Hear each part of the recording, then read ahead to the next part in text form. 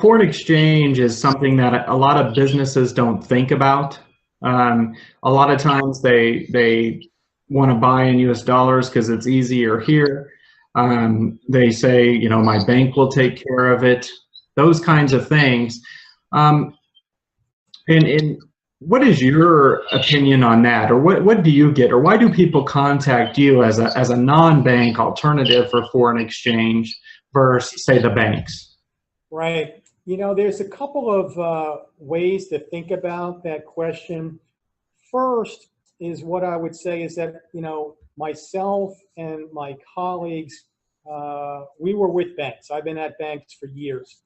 So we know the approach that banks utilize. Now, in terms of starting Bannockburn, it was decided, myself and two other guys, that the environment, especially coming out of the economic climate that I referred to earlier, 2008, 2009, it drastically changed banks in terms of their approach to risk and their approach to clients. And what we saw at Fifth Third Bank in a period of time of turmoil was a concentration to reduce the size of the balance sheet and to manage differently in terms of using fee income, which foreign exchange resides with on the bank's side. And it was getting to the point where, different clients were uncomfortable with the way banks were changing the rules that they had been going by for years. We had several instances where banks became much more cautious in terms of credit, and there is a certain credit aspect in terms of forward foreign exchange transactions, and there's also a credit aspect in terms of settlement of transactions as well. So banks changed their view in terms of managing these areas of credit and concern.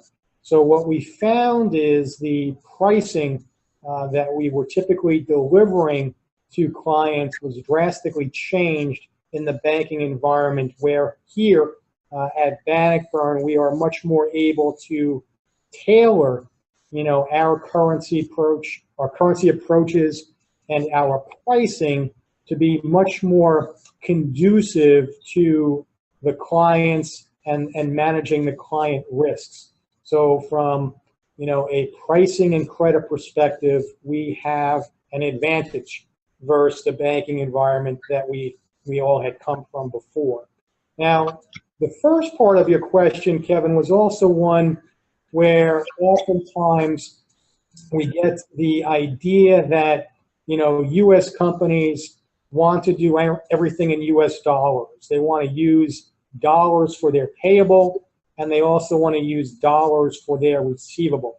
And then, as I mentioned earlier, what they're often finding is a general and kind of consistent pushback in terms of the currencies that their clients want to deal in. So in other words, if you're buying something out of Europe, Germany as an example, they would probably prefer getting paid in euros. Their invoicing system is going to be denominated in euros, and they would rather invoice you in euros. So we get this, I want to pay dollars, but my supplier is dictating that I pay in euros or Japanese yen or a host of other currencies. Likewise, on the receivable side, we get different situations. Also, as I mentioned before, where U.S. companies have clients overseas, in Germany as an example, and the German client wants to pay you in euros. So it becomes a euro receivable for the U.S. company, and how they manage that receivable is the services that we provide here at Bannockburn. Excellent. One of the reasons that I often refer Bannockburn to clients is specifically that it's the operation of a bank, and we have great partners in banks, and we've had numerous webinars with banks as well. But one of the things that I've found that I like about Bannockburn is, again, how they kind of pull back the curtain on how people get charged, how fees are paid.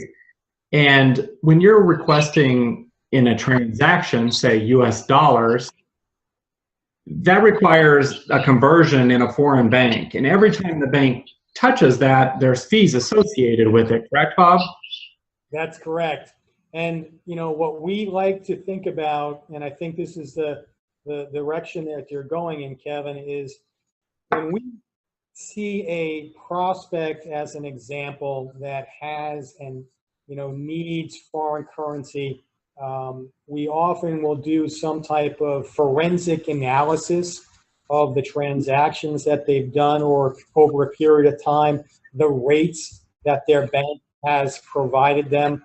So that's one avenue where we can, kind of give companies an idea of the pricing that they have been receiving for foreign exchange, so that what the costs are that you've been, paying, although they might be a little bit unseen. Now, at the same time, there is a number of banks that charge a hard fee. So anytime that you're sending a payment overseas, it's hitting a couple of different banks. And if you're sending dollars, you're getting hit with a charge. And then on the receiving end, if that US dollar payment is being converted to euro by an overseas bank, there's a charge there as well, and then a rate difference also. So there can be a number of areas where banks will be, exacting different types of fee structures on movement of monies internationally. Excellent. I hope everyone heard that, because when you're in a business, especially starting up a business, or in a very competitive business, which we're in a global market that is very competitive, understanding every one of those fees and what your product is very important for you. So if you can take that information and understand those fees, and then maybe join with a company like Bannockburn to minimize those fees, it might help you be more competitive. And that's what I want you to think about is it can make you a little more competitive, and that might be the difference between winning a project or losing a project, and or those little percentages could be margin for you and your product. Do you see that a lot, Bob, where people, when they embrace what the financial risk and the foreign exchange, that they can gain margin and or a business? Yeah, exactly. And, a lot of times the currency discussion can be difficult to bring up, but at the same time, extremely worthwhile.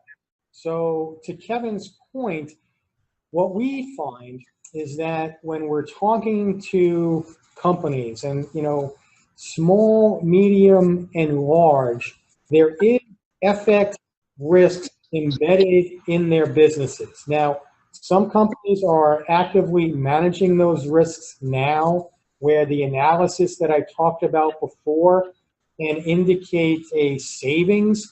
And typically what we find when we look historically at a number of transactions is generally the spread is somewhere between 2 and 4% in terms of executing the foreign exchange transactions. Now, at the same time, what we find is there's also a hard charge or fee as well on top of that. So especially with, smaller transactions, that hard charge or fee can be impactful, especially if there's a lot of transactions. You're paying that hard charge each and every time.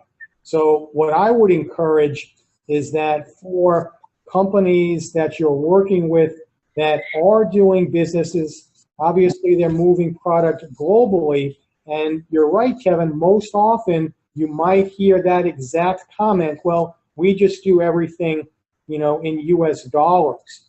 Well, if you're doing something and you're shipping something to Europe, as an example, that product is getting sold in Europe in euros sooner or later.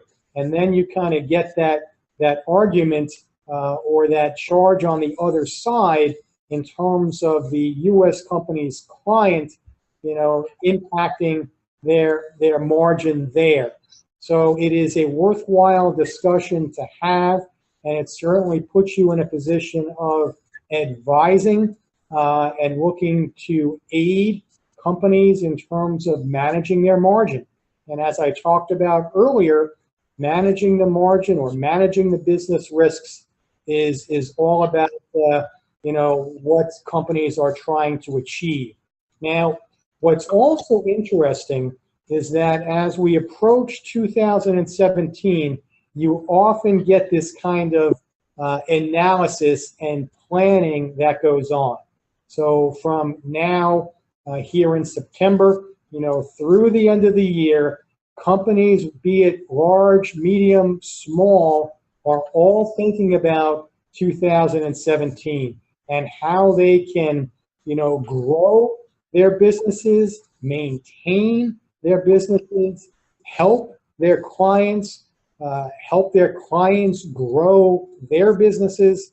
So it's a great opportunity as companies are exploring this particular time frame and then planning for 2017. So when we talk to our people here at Bannockburn, we are encouraging these kinds of discussions to happen now. We are encouraging those that hear, hey, we do everything in dollars, to kind of delve into that conversation a little bit further. Is your customer in Europe? They're getting dollars. Do they want dollars? Would they rather have euros? All of these kinds of discussion points become avenues where you can exhibit your desire to learn about their businesses and to help them manage, any type of risk that they have, be it shipping, be it customs, or be it foreign exchange.